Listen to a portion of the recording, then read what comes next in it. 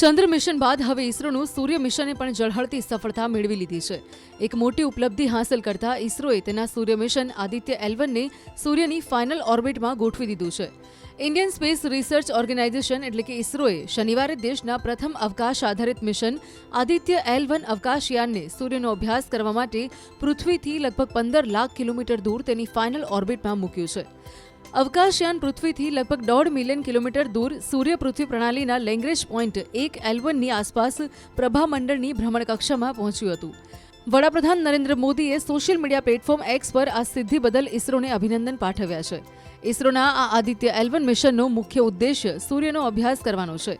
તે સૂર્યની સપાટી પર સૌર ધરતીકંપો, સૌર જ્વાળાઓ, સંબંધિત પ્રવૃત્તિઓ અને પૃથ્વીની નજીકના અવકાશમાં હવામાનને લગતા રહસ્યોને સમજશે।